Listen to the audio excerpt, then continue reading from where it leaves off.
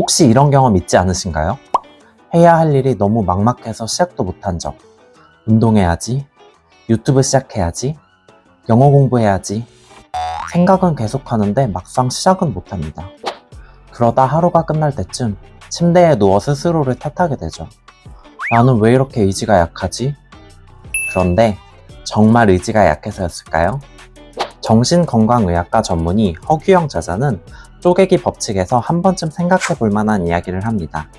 문제는 의지가 아니라 문제를 바라보는 크기다. 오늘은 이 책의 내용을 바탕으로 우리가 무엇을 쪼개야 하는지 함께 살펴보겠습니다. 이 쪼개기 아닙니다.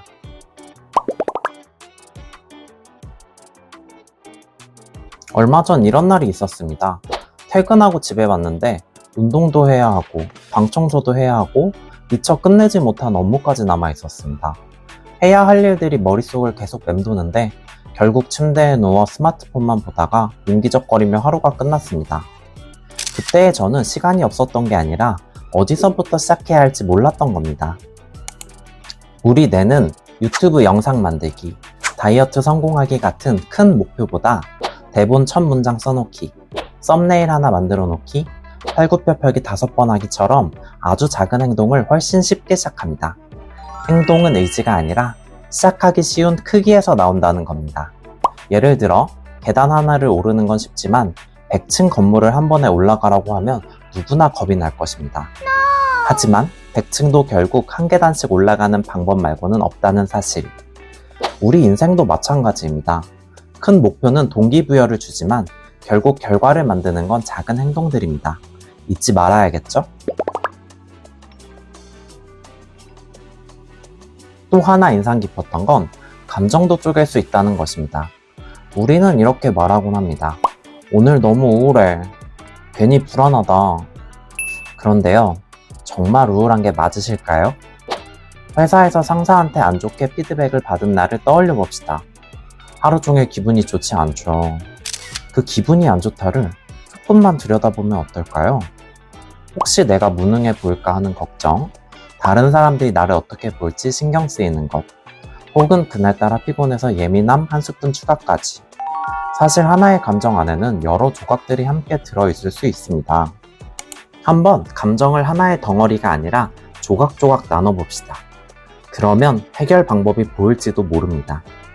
준비가 부족했다면 다음부터 준비 시간을 조금 더 늘리고, 피곤했다면 나를 위한 휴식 시간을 더 가져보고, 남의 시선이 신경 쓰인다면 그 부분을 조금씩 보완해 나가면 되는 겁니다.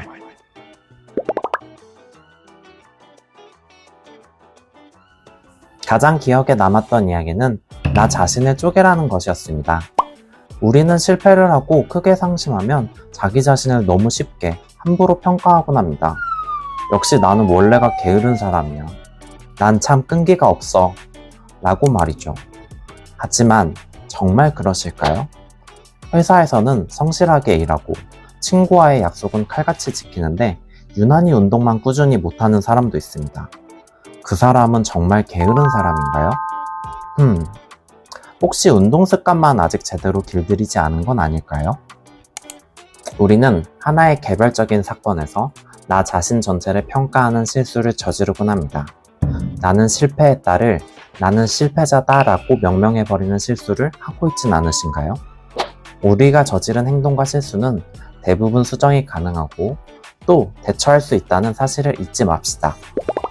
종합해보면 우리는 특정 문제를 너무 큰 덩어리로 마주했기 때문에 더 무서워했던 것인지도 모르겠네요. 다이어트는 오늘 한 끼를 어떻게 먹을지부터 시작하고, 공부는 오늘 한 페이지를 읽는 것부터 시작하고, 인간관계는 내가 할 수 있는 부분과 할 수 없는 부분을 나누는 것부터 시작해봅시다. 어쩌면 인생은 하루하루 내가 할 수 있는 것들을 해나가는 과정의 집합체라고도 볼 수 있겠네요. 허규영 저자의 쪼개기 법칙은 엄청난 성공 비법을 알려주기보다는 복잡한 인생을 작게 나누어 다시 움직일 수 있게 만드는 사고방식을 알려주는 책이었습니다. 혹시 지금 너무 막막하고 해결하기 어려운 문제와 마주하고 있다면 한번 이렇게 질문해보세요. 이걸 더 작게 쪼개볼 수는 없을까? 그 질문 하나가 멈춰있던 우리의 삶을 다시 움직이게 만드는 시작점이 될지도 모르니까요.